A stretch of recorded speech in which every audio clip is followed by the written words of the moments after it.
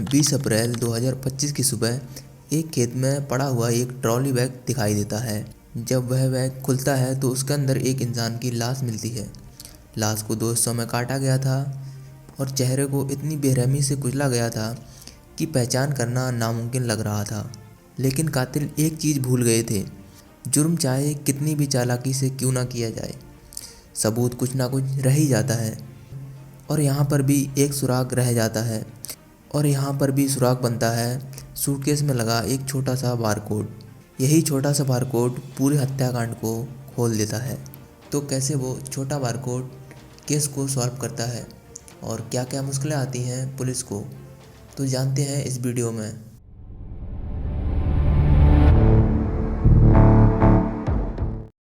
20 अप्रैल 2025 की सुबह के करीब 11 बज रहे थे।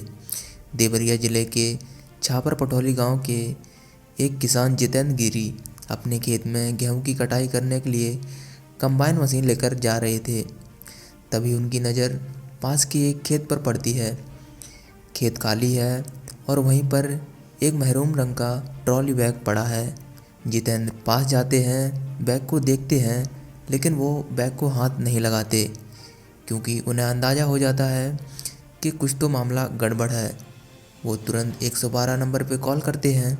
सूचना मिलते ही पुलिस मौके पर पहुंचती है। एसएसपी अरविंद वर्मा, सीओ संजय रेड्डी, थाना स्टाफ और अन्य लोग पहुंचते हैं। पूरे इलाके को बैरिकेड किया जाता है।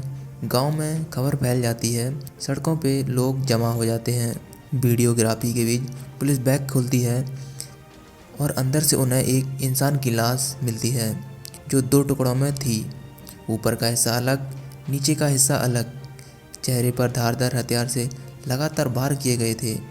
शायद मकसद उनका ये था, चेहरा पहचान में नहीं आना चाहिए।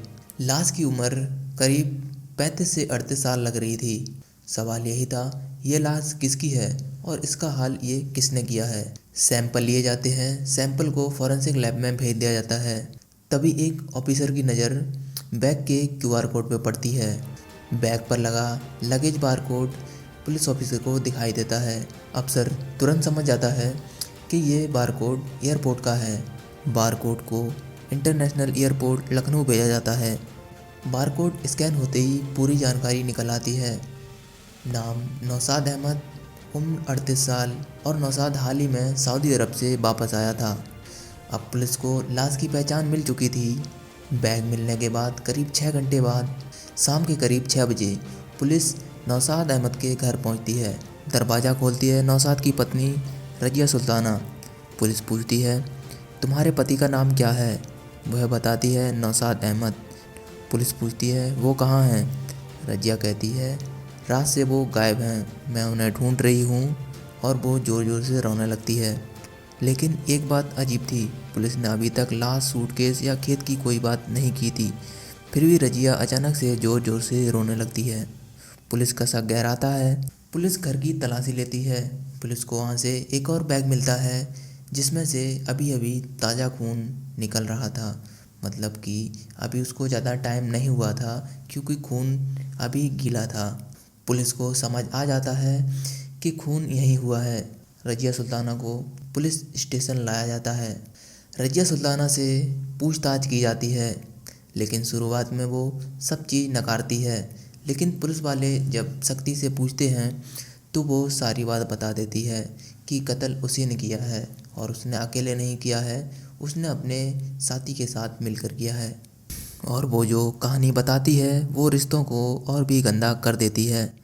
रजिया बताती है, वो और नौशाद रिश्ते में मामा बुआ के बच्चे थे। 2014 से पहले उनके घर में आना जाना रहता था। वहीं से दोनों में प्यार हो गया। परिवार ने विरोध किया लेकिन दोनों जिद पे अड़ गए। 2014 में उन्होंने शादी की। 2015 में नौशाद नौकरी के लिए दुबई चला जाता है। नौशाद साल में सिर्फ 10 या 15 दिन के लिए घर वापस आता था। बाकी के 350 दिन वो बाहर ही रहता था। नौशाद के विदेश जाने के बाद घर की जिम्मेदारी उसके भांजे रोमान पर आ जाती थी। रोमान ड्राइवर का काम, मामी का काम, बाजार, शहर, ज़रूरतें, ये सब किया करता था। धीरे धीरे रजिया और रोमान काफ़ी करीब आ जाते हैं। रिश्ते यहाँ तक पहुँच जाते हैं कि उन दोनों के बीच संबंध बनने लगते हैं। 1 साल पहले परिवार को शक भी हो जाता है और इसीलिए पंचायत भी बैठती है, लेकिन नौशाद इसलिए चुप रह जाता है क्योंकि उसकी एक छोटी सी बच्ची थी। इसीलिए वो वहीं पे पंचायत में उसको माफ़ कर देता है। रोमान को घर से दूर किया जाता है, लेकिन इसकी आग इतनी आसानी से कहाँ बुझने वाली थी। अंदर ही अंदर दोनों में इश्क जिंदा रहता है।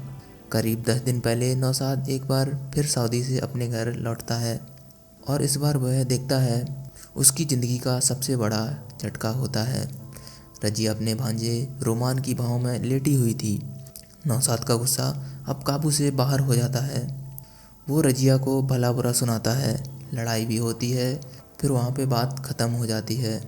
लेकिन रजिया के सामने अब सवाल यह था, जब सब सामने आ चुका है तो अब वो क्या करे। 22 अप्रैल को नौशाद को वापस जाना था, लेकिन 19 अप्रैल को खाने में नशीला पदार्थ मिलाया जाता है। नौशाद बेहोश हो जाता है।